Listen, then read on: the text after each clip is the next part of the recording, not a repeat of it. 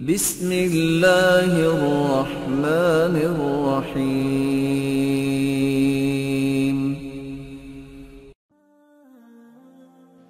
8ویں بات، والدین کی بد دعاؤں سے بچنا یہ بھی ذمہ داری ہے۔ جس طرح دعا رد نہیں ہوتی، بد دعا بھی رد نہیں ہوتی۔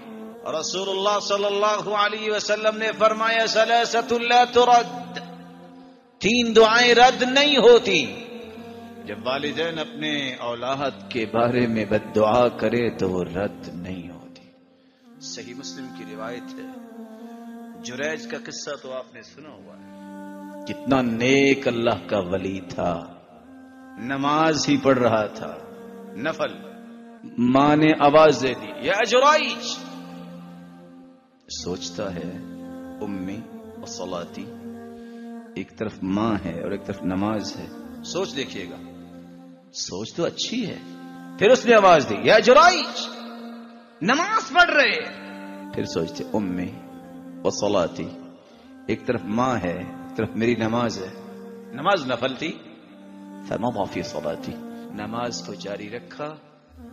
ماں نے بد دعا دے دی، اللہم لا تمته حتى تريه المومسات، اللہ اس کو موت نہ دینا جب تک اس کو مومسات، بدکار عورتوں کے فتنے اس کو نہ دیکھے۔ نتیجہ کیا نکلا؟ ایک عورت آئی جس نے کہا کہ یہ بیٹا اس کا ہے۔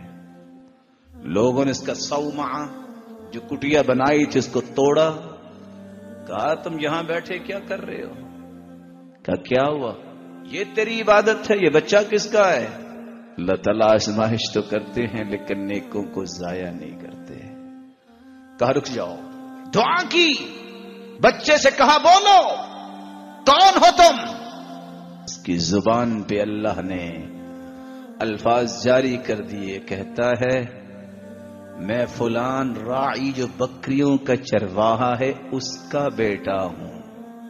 لوگوں نے کہا ہم سونے کا بنا دیں، کہا سونے کا بناؤ یا مٹی کا بناؤ، جو بد دعا ملی تھی وہ تو پوری ہو گئی۔